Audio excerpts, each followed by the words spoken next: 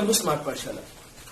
তো আমরা শুরু করেছিলাম কেমিকোকাইনেটিক্স, তার মধ্যে অলরেডি 3টা লেকচার হয়ে গেছে, যেটার মধ্যে একটা ইন্ট্রোডাকশন করিয়েছি, একটার মধ্যে রেট করিয়েছি, আর একটার মধ্যে ইনিশিয়াল রেট, এভারেজ রেট এবং ইনস্ট্যান্টেনিয়াস রেট নিয়ে আলোচনা করেছিলাম। ঠিক আছে, তো আজকে পড়বো কি লেখাই আছে টপিকটা অর্ডার অফ রিয়েকশন। একটা রিয়েকশনের রেট আমরা বলেছিলাম, এখন আজকে বুঝবো কি একটা রিয়েকশনের অর্ডার কোনটাকে বলছে। ঠিক আছে, তো একটা রিয়েকশনের অর্ডার বলতে হলে আগে যে জিনিসটা জানতে হবে সেটা হলো কি factors affecting rate of reaction. ঠিক আছে, ওইটার থেকে আস্তে আস্তে আমরা অর্ডারের দিকে এগিয়ে যাবো। তো প্রথম কথা হলো কি what are the factors that effects the rate of A reaction, মানে আমাদের যে জিনিসটা তোমাদের করালাম রেট অফ এ রিয়েকশন, এই রেট অফ এ রিয়েকশন কোন কোন ফ্যাক্টরের উপর ডিপেন্ড করছে, কোন কোন বিষয়ের উপর ওরা নির্ভর করছে। ঠিক আছে, তাহলে ফ্যাক্টরস এফেক্টিং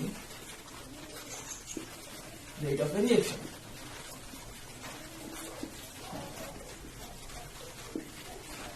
এটাকে লিখে ফেলো, তোমরা লিখতে পারো। প্রথম পয়েন্ট লিখে নিই, concentration of রিয়েক্টেন্ট।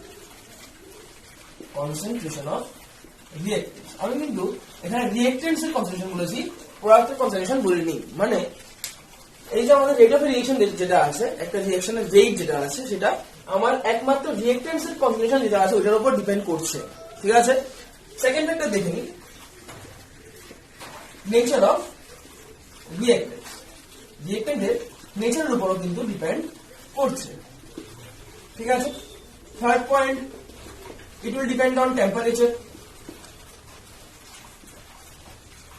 and last it will depend on the activity of catalyst. ঠিক আছে, মেইনলি এই চারটা পয়েন্টের উপরে কিন্তু একটা জিনিসের একটা রিঅ্যাকশনের রেট ডিপেন্ড করছে। কি কি? একটা হলো কনসেন্ট্রেশন অফ রিঅ্যাকট্যান্টস, একটা নেচার অফ রিঅ্যাকট্যান্টস, একটা টেম্পারেচার, আর একটা হলো কি অ্যাক্টিভিটি অফ ক্যাটালিস্ট। ঠিক আছে, তো এর মধ্যে প্রথম পয়েন্ট যেটা আছে, কনসেন্ট্রেশন অফ রিঅ্যাকট্যান্টস যেটা আছে, এটার মধ্যে কিন্তু আমরা অর্ডারটা পেয়ে যাব। ঠিক আছে, তো আমরা আগে এটা নিয়ে শুরু করি, তারপর আস্তে আস্তে অন্য কিছু যাব। আচ্ছা, প্রথম কথা কি যে এই যে বললাম যে the rate of reaction depends on concentration of reactants, nature of reactants, temperature, এটা নিয়ে বললাম।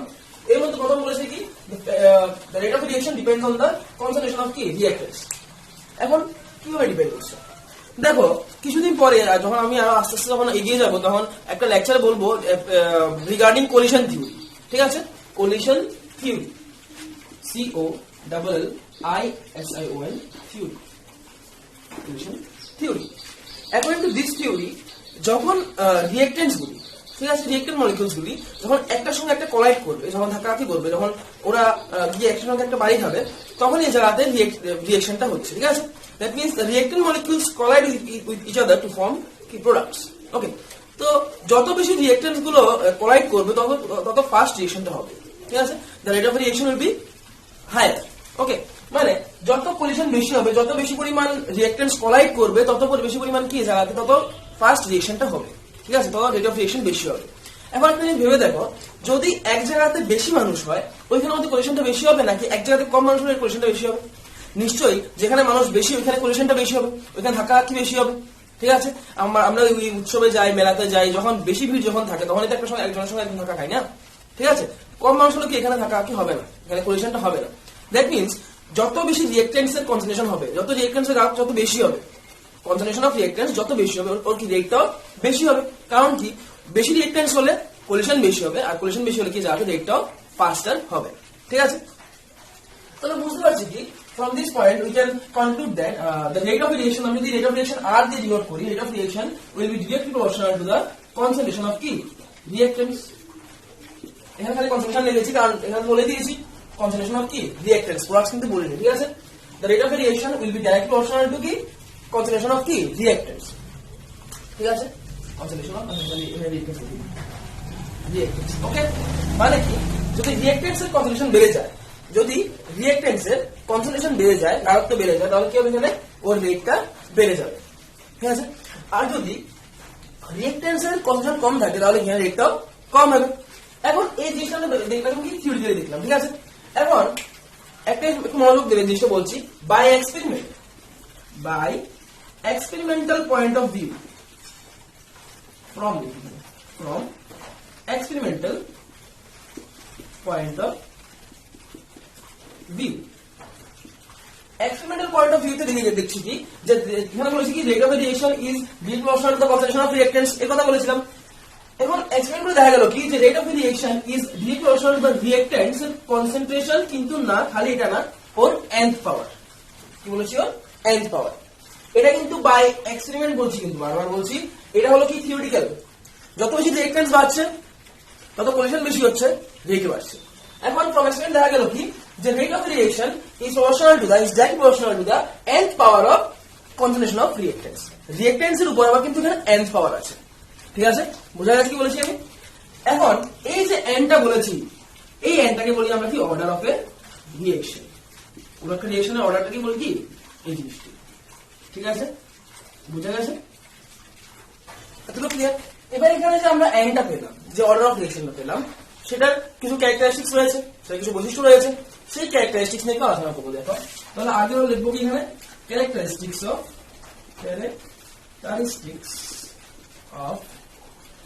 n, that means কি অর্ডার অফ রিঅ্যাকশন। এখন দেখো প্রথম পয়েন্ট এখানে কি আসবে? প্রথম পয়েন্ট আসবে the value of n can either be integer or be fraction। কি বলেছে এখানে যে nটা আছে, অর্ডারটা যেটা আছে, এটার ভ্যালু ফ্র্যাকশন হতে পারে, এটার ভ্যালু ইন্টিজারও হতে পারে। এমন কিছু ফিক্স নেই যেটা ভ্যালু শুধু ইন্টিজারই হবে, ফ্র্যাকশন হবে না। এটা ভ্যালু ফ্র্যাকশন হতে পারে, এটা ভ্যালু আবার ইন্টিজারও হতে পারে। ঠিক আছে, এবার সেকেন্ড পয়েন্ট বুঝতে হলে আমার একটা জিনিস বুঝতে হবে। ঠিক আছে, সেকেন্ড পয়েন্ট আমি জিনিসটা বুঝিয়ে তারপরে বলছি। একটা এক্সাম্পল নিয়ে নিই। দেখো a of a plus b of b gives c of c plus d of d। এখানে ক্যাপিটাল a ক্যাপিটাল b কি এখানে রিঅ্যাকট্যান্টস হবে, ক্যাপিটাল c ক্যাপিটাল d এখানে কি প্রোডাক্টস আছে। ঠিক আছে, আর small a small b small c small d those are কি the stoichiometric coefficient of the reactants and the products respectively, যেটা আমরা আগের লেকচারে অলরেডি তোমাদের বলে দিয়েছি। এবার দেখে নি, আমাকে বললো মনে করো কি এই রিঅ্যাকশনটার অর্ডার বের করো, what will be the order of the reaction. এখন অর্ডার কোনটা পাবো? দেখো এখানে n টা হলো কি আমাদের অর্ডার, দ্যাট মিন্স এই যে reaction rate will be proportional to the n power of concentration of reactants. আমরা এই ফরম্যাটে লিখতে পারি যে n টা, সেটা কি এখানে অর্ডারটা হবে। তার মানে এখানের মধ্যে আমাকে এরকম ভাবে অ্যারেঞ্জ করতে হবে, এটার জন্য কি আমাদের এই ফরম্যাটে এটাকে অ্যারেঞ্জ করতে হবে। ঠিক আছে, এখন দেখো এখানে প্রোডাক্টস কয়টা আছে?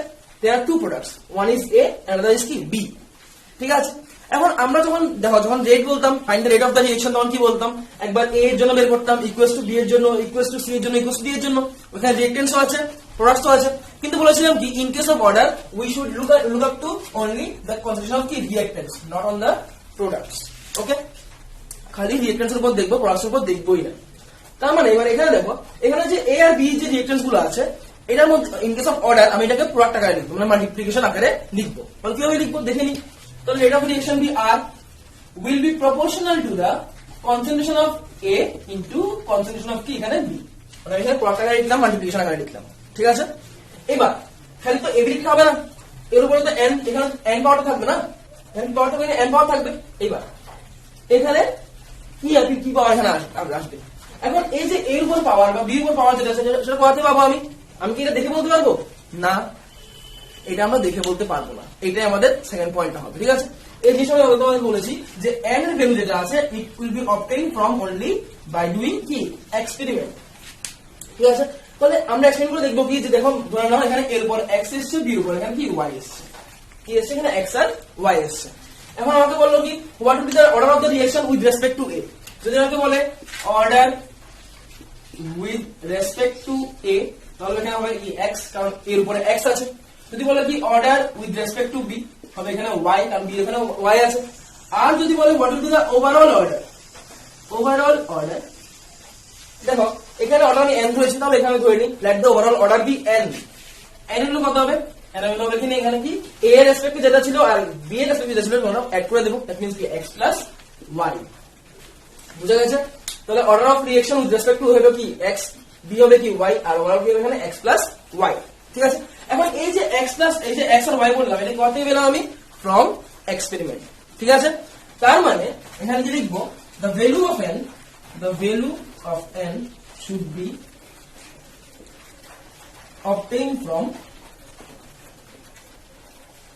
experiment। ঠিক আছে, এখন বাই চান্স লাকিলি, ঠিক আছে, দেখবে কি হয়তোবা, লাকিলি বললাম, হয়তোবা কি হবে যে এই যে রিঅ্যাকশনটা যেটা আছে এটা আমি যে যদি আমি অর্ডার বের করতে চাই তাহলে দেখবে হয়তো এর উপরে এখানে এ চলে এসেছে, দ্যাট মিন্স কি ওর স্টোচিওমেট্রিক কোএফিসিয়েন্ট যেগুলো আছে এখানে দেখবি চলে এসেছে, মানে কি এখানে দেখবে এক্স এর জায়গাতে এখানে এ স্মল এ আছে, ওয়াই জায়গাতে এখানে স্মল বি আছে, দ্যাট মিন্স কি হতে পারে ইট মেবি যে আর প্রপোর্শনাল টু এ এর পাওয়ার এ হতে পারে আর কি বি এর পাওয়ার বি হতে পারে মানে এখানে এ আর বি কি ওর স্টোচিওমেট্রিক কোএফিসিয়েন্ট ওটাও পাওয়ার উঠে গেল, এমন হতে পারে। কিন্তু এখানে এই যে এ আর বিটা আছে it will be obtain from experiment, এটাও কিন্তু আমরা এক্সপেরিমেন্ট করেই পাবো, ঠিক আছে। আমরা দেখে বলতে পারবো না, আমাদের যদি অন দেওয়া থাকে মনে করো 3Fe প্লাস 4H2O এসছে Fe3O4 প্লাস 4H2, আমরা এমন বলতে পারবো যে r proportional to Fe power 3H2O power এখানে 4, এমন বলতে পারবো না। এখানে 3-4 জায়গাতে 1-2 আসতে পারতো, 5-6 আসতে পারতো, ঠিক আছে। দ্যাট মিন্স এখানে এই যে 3 আর 4টা আমি লিখে লিখেছি বলতো, এখানে আমি দেখে লিখে ফেলেছি, ওই কোএফিসিয়েন্টটা আছে উপরে নিয়ে চলে গেছি, কোএফিসিয়েন্টটা আছে উপরে নিয়ে চলে গেছি, এমন কিন্তু হবে না, ঠিক আছে। এখানে যা পাবো আমরা কিন্তু এক্সপেরিমেন্ট থেকেই পেতে হবে, ঠিক আছে। তাহলে এখানে মানে লাকিলি হয়তো দেখবে চলে এসছে, কিন্তু মেইনলি এখানে কিন্তু এই যে পাওয়ার যেগুলো আছে আমরা ফ্রম এক্সপেরিমেন্ট কিন্তু ক্যারি আউট করতে হবে, ঠিক আছে। তাহলে গেল এই পয়েন্টটাও গেল। এবার আমরা এখানে এ রেসপেক্ট অর্ডার বললাম, বি রেসপেক্ট বললাম, ওভারঅল অর্ডারটা আমি এখানে তোমাদের বলে দিলাম, ঠিক আছে। যে এই জিনিসগুলো বোঝা গেছে। এবার দেখো আমি ওই জিনিসটা লিখছি, a of a plus b of b gives c of c plus d of d। এবার দেখে নাও এটা আমি এটাতে বলা find the order of the reaction, তো কিভাবে লিখতে হবে, ওই যে লিখতাম ইকুয়েশনটা সেরকম লিখতে হবে, মানে কি rate of reaction proportional to product of concentration of reactants, ওদের পাওয়ার হবে কি যে জিনিসটা আমি এক্সপেরিমেন্টালি রিডিউস করব, আমি সেটা এক্সপেরিমেন্ট করে পাবো, তাহলে x আর y লিখলাম। এবার একটা লিখলাম কি এই ফর্মে লিখলাম, আরেকটা লিখলাম যে r প্রপোর্শনাল টু a এর পাওয়ারে ওর কোএফিসিয়েন্টটা, b এর পাওয়ারে ওর কোএফিসিয়েন্টটা, ঠিক আছে। a এর কোএফিসিয়েন্ট যেটা আছে সেটা ওর পাওয়ারে, b এর যেটা আছে ওর পাওয়ারে চলে যাবে, ঠিক আছে। তাহলে এই ধরে লিখতে পারলাম। তো লিখবো কোনটা, মেইনলি আমরা এটাই লিখবো, কারণ এটাকে আমরা এক্সপ্লেন করে পেয়েছি। এবার এটা লিখেছি কেন, এটা লিখার দুটো কারণ আছে। কারণটা হলো কি যে মেইনলি এখান থেকে দুইটা জিনিস পাবো, একটা হলো কি রেট ল, একটা law of mass action. Law of mass action বলেছে কি the rate of the reaction will be directly proportional to the product of the concentration of reactants raised to the power of its stoichiometric coefficient। মানে রেটটা বলেছে, law of function বলেছে কি এটা যে rate of reaction যেটা হবে সেটা হবে কি ওই রিঅ্যাকট্যান্ট যেগুলো আছে ওগুলোর কনসেন্ট্রেশনের প্রোডাক্ট, কিন্তু ওর পাওয়ার থাকবে কি ওর স্টোইচিওমেট্রিক কোএফিসিয়েন্ট, মানে এটা হলো কি ল অফ মাস অ্যাকশন। আর রেট ল কোনটা, রেট ল যেটা আমরা এক্সপ্লেন করে পেয়েছি, ঠিক আছে। একটা কোএফিসিয়েন্ট গুলো উপরে লিখে পেয়েছি, একটা আমি এক্সপ্লেন করে পাওয়ারগুলো বের করেছি। যদি কোএফিসিয়েন্ট গুলো থাকে তাহলে হবে কি ল অফ মাস অ্যাকশন, যদি আমি এক্সপ্লেন করে পাই আমাদের কি রেট ল, ঠিক আছে। এখন আমরা অর্ডার বের করব থেকে যেটা থেকে আমরা কি এক্সপেরিমেন্ট রিডিউস করেছি, তাহলে এক্সপ্লেন কোনটা মতো করেছি এটা মধ্যে করেছি, তো এটা আমাদের কি আমাদের রেট ল থেকে বের করব কি আমরা order, the order should be obtained from কি রেট ল, ঠিক আছে।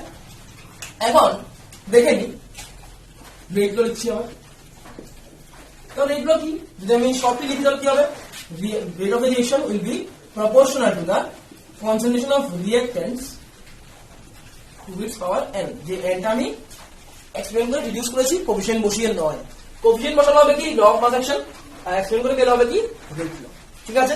আচ্ছা এবার আমরা জানি কি যে যদি মনে করি এমন থাকে x প্রপোর্শনাল টু y থাকে তাহলে কি হবে, x ইকুয়ালস টু একটা কনস্ট্যান্ট, এখানে মনে করো জেনে আনলাম z ইকুয়ালস টু কি কনস্ট্যান্ট অফ প্রপোর্শনালিটি, এখানে কি কনস্ট্যান্ট না, একই রকম এখানে আসবে কি দেখো এখানেও একবার যদি আমি ইকুয়ালস টু সিম্বল দিয়ে দিই, যেটা কি লিখবো ইকুয়ালস টু লিখবো, এখানে একটা কনস্ট্যান্ট আসবে, ধরলাম হলো কনস্ট্যান্টটা কি k, কিন্তু কি concentration of reactant is power. তাহলে এখানে x প্রপোর্শনাল টু y মধ্যে যখন x equals to z into y আনলাম, যেটা কি কনস্ট্যান্ট, এখানে কি প্রপোর্শনাল দ্বারা ইকুয়ালস টু বসালাম, তাহলে এখানে একটা কনস্ট্যান্ট লিখি এখানে k, here k is called rate constant, কি বলি রেট কনস্ট্যান্ট, ঠিক আছে। এবার যে বললাম যে আমি এক্সপ্লেন না করে কিভাবে বুঝবো ফার্স্ট অর্ডার রিঅ্যাকশন না জিরো অর্ডার রিঅ্যাকশন না সেকেন্ড অর্ডার রিঅ্যাকশন, এটা আমরা রেট কনস্ট্যান্ট থেকে বুঝতে পারবো, ঠিক আছে, বোঝা গেছে। আচ্ছা না what is called rate constant, ঠিক আছে, what is called rate constant. এখন দেখো যদি এমন লিখি r equals to k into concentration of reactants its power n যদি এমন হয়, যদি মনে করো এখানে রিঅ্যাকট্যান্ট যেটা আছে ওর কনসেন্ট্রেশন যদি 1 হয়, if the concentration of reactant be 1 molar or something, আপনি যদি ইউনিট হয়, যদি 1 হয় তাহলে কি হবে, r equals to k into 1 এর পাওয়ার n হবে। তাহলে 1 এর পাওয়ার n মানে তো কি 1 ই হবে, তাহলে r equals to k হবে, মানে কি rate of reaction will be equals to কি the rate constant। তো বলতে পারবো কি the rate constant can be defined as the rate of the reaction, the rate constant can be defined as the rate of the reaction when the concentration of reactant is কত 1। যখন এখানে রিঅ্যাকট্যান্টের concentration 1 হয়েছে তখন এখানে কি r equals to k হয়েছে, that means কি the rate constant can be defined as the rate of the reaction when the concentration of reactant is কি 1। ঠিক আছে, বুঝা গেছে? তো রেট কনস্ট্যান্ট ডেফিনিশনটা বুঝা গেছে। আচ্ছা, এবার বুঝবো কি রেট কনস্ট্যান্টের ইউনিট গুলো। ঠিক আছে, ইউনিট অফ কি রেট কনস্ট্যান্ট, তাহলে ওই স্মেল লাগবে। তো এখানে দেখে নি, তো এখানে কি আছে r equals to k into রিঅ্যাকট্যান্টের কনসেন্ট্রেশন পাওয়ার কি এখানে n, therefore k equals to কি হবে এখানে r বাই রিঅ্যাকট্যান্টের কনসেন্ট্রেশন পাওয়ার কি এখানে n। ঠিক আছে, এবার ওর ইউনিটটা লিখে ফেলি। এটা হলো কি, এটা হলো k এর এক্সপ্রেশনটা, এটা ছিল কি আরেকটা, এটা হলো কি k এর এক্সপ্রেশন, দ্যাট মিন্স কি রেট কনস্ট্যান্টের এক্সপ্রেশন পেলাম, এখান থেকে ইন্টিগ্রেট করতে পারবো। ঠিক আছে, এখন এখানে কি আছে রিঅ্যাকশন রেট আছে, মানে রেট অফ রিঅ্যাকশন আছে। রেট অফ রিঅ্যাকশন ইউনিট কি আগের লেকচারে, ঠিক সেকেন্ড লেকচারে বলেছিলাম তোমাদের, রেট অফ রিঅ্যাকশনের ইউনিটটা হলো কি মোল litre inverse into second inverse. Second তো মিনিট হতে পারে, আওয়ারও হতে পারে, দ্যাট মিন্স কি টাইম ইনভার্স। কি হবে এখানে টাইম ইনভার্স। তো লিখে টাইম ইনভার্স লিখে ফেলি। এখানে তোমরা আওয়ার ইউজ করতে পারবে, সেকেন্ড ইউজ করতে পারবে এবং মিনিটও থাকতেই পারবে। ঠিক আছে, তাহলে মোল লিটার ইনভার্স ইনটু কি টাইম ইনভার্স, আর নিচে কি রিঅ্যাকট্যান্টের কনসেন্ট্রেশন। এবার কনসেন্ট্রেশনের ইউনিট কি হয় মোল পার লিটার, মোল পার লিটার। এটা পাওয়ার কি আছে আমার n আছে, ঠিক আছে, এখানে পাওয়ার এখানে আমার n আছে। তাহলে লিখে ফেলি, দেখো তাহলে কিভাবে লিখবো, এই জিনিসটা যদি ভেঙে লিখি তাহলে কি হবে mole by litre into time inverse into 1 by mole by litre into n, এমন হবে। এবার দেখো এখানে পাওয়ার কিছু না, এখানে 1 আছে, এখানে পাওয়ার n আছে, এখানে সেম জিনিসটা দেখো, সেম জিনিসটা।